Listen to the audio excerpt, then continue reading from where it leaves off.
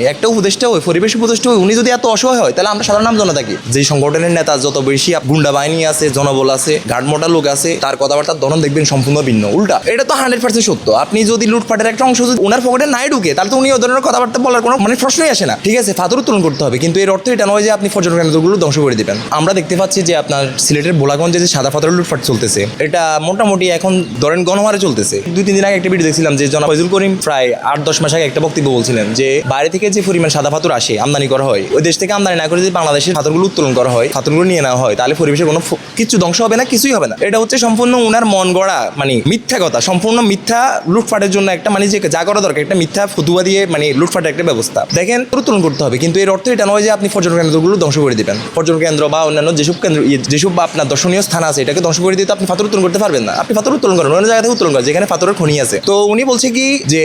উনার এই বক্তব্যের পর আমরা দেখতে পাচ্ছি ভোলাগঞ্জে রাতারাতি একবার আপনার পর্যটন কেন্দ্র যেটা ছিল ওটা তো ধ্বংস হয়েছে মানে ওটা এখন একটা পর্যটন কেন্দ্র ছিল ওটার নাম মাত্র চিহ্ন পর্যন্ত নেই কিছুই নেই পুরোপুরি মানে বিরানভূমি বানাই দিছে একটা ফতুয়ার পরে বুঝছেন তো দেখেন ওনারা এইসব ধরনের কথাবার্তা অনেক আগ থেকে বলতেছে ওনাদের মুখে কোনো লাগাম নেই এটা তো 100% সত্য আপনি যদি লুটপাটের একটা অংশ যদি ওনার পকেটে নাই ঢুকে তাহলে তো উনি ওই ধরনের কথাবার্তা বলার কোনো মানে প্রশ্নই আসে না প্রত্যেকটা মানে কথার পিছনে তো একটা না একটা কারণ অবশ্যই থাকে তো এই ধরনের কথাবার্তা ওনারা বলে গত 1 বছরে কিন্তু কম করে নেয় 5 আগস্টের পর থেকে অনেক কথা বলছে যার যেভাবে মন চাচ্ছে শুধু চরমনে ফির না বাংলাদেশের স্টাইলে যতগুলো ফির আছে যতগুলো সংগঠন আছে প্রতিনিয়ত ওনারা ওনাদের মনে যা চায় মুখে যাই আসে তাই বলতেছে কারণ এদেশে কোনো অথরিটি নেই এদেশে কোনো আপনার বিচার ব্যবস্থা বলতে এখন কোনো কিছুই নেই আইন আদালত বলতে কোনো কিছুই নেই ওদের কারণ লক্ষ লক্ষ অনুসারী ওরা ভালো মতোই জানে প্রশাসনও ভালো মতো জানে আপনার রিজওয়ানা কি বলছে পরিবেশ উপদেষ্টা বলতেছে যে কি আমরা শুধু সে চেয়ে দেখছি আমাদের করার কিছুই নেই তো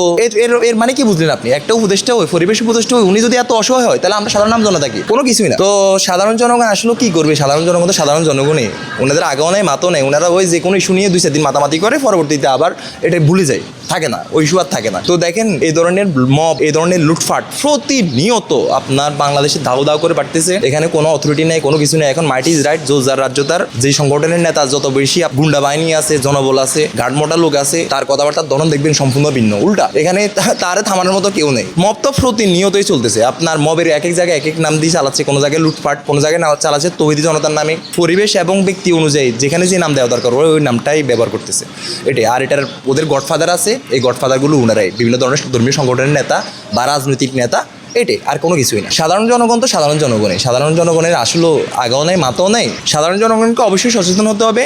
এই ধরনের লুটপাট এই ধরনের মব এই ধরনের সন্ত্রাসীদের বিরুদ্ধে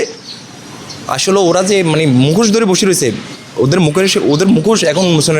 উন্মোচন করতে হবে ওরা আপনার তা না হলে সামনে দেখেন আরও ভয়াবহ অবস্থা আছে আরও ভয়াবহ পরিণতি হবে